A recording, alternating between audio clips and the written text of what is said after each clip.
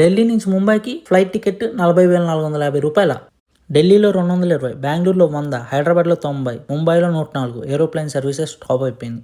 IndiGo airlines వీళ్ళ వల్ల flight cancel అయిపోయి చాలామంది ప్రజలు ఇబ్బంది పడుతున్నారు. అట్లీస్ట్ మా లగేజ్లైనా మాకు ఇవ్వండి, మేము వెళ్ళిపోతాం అంటే అక్కడ ఎయిర్పోర్ట్ స్టాఫ్ ఎవ్వరు పట్టించుకోవట్లేదు. అసలు ఈ సిచ్యువేషన్ ఎందుకు వచ్చింది, దీనికి రీజన్ ఏంటి? 2023లో డీజీసీఏ కొత్త రూల్స్ ఇంప్లిమెంట్ చేసింది. 48 అవర్స్ పర్ వీక్ పైలట్ కి రెస్ట్ ఇవ్వాలి ఎయిర్లైన్స్ కంపెనీ. అయితే ఆ రూల్స్ ఎవరు ఫాలో అవ్వలేదు. లాస్ట్ మంత్ నవంబర్ నుంచి ఖచ్చితంగా ఫాలో అవ్వాలని చెప్పి ఆర్డర్స్ వచ్చినాయి. అయితే కొత్త లాస్ ప్రకారం స్పైస్ జెట్ కానీ ఎయిర్ ఇండియా కానీ కొత్త ఎంప్లాయీస్ని రిక్రూట్ చేసుకొని రూల్స్ ఫాలో అయ్యారు.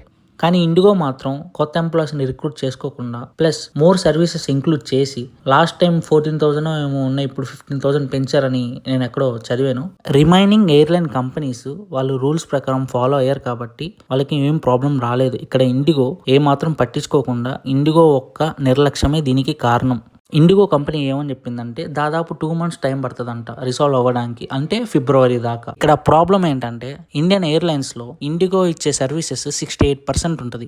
అంటే compare to other companies IndiGo ఎక్కువ సర్వీసెస్ ఇస్తుంది మన ఇండియాలో. సో ఇది మెయిన్ ప్రాబ్లం అయిపోయింది. సివిల్ ఏవియేషన్ అథారిటీ అన్ని ఎయిర్పోర్ట్స్కి డైరెక్షన్స్ పాస్ చేసింది. స్ట్రాండర్డ్ ప్యాసింజర్స్కి ఖచ్చితంగా ఎక్స్టెండెడ్ సపోర్ట్ ఇవ్వాలని చెప్పి మన civil aviation minister Rammohan Naidu control room visit చేసి ఎయిర్పోర్ట్ అథారిటీస్తో మాట్లాడి సాల్వ్ చేద్దామని చూస్తున్నారు. తొందరగా ఈ ప్రాబ్లం సాల్వ్ అయిపోవాలని మనం కూడా కోరుకుందాం.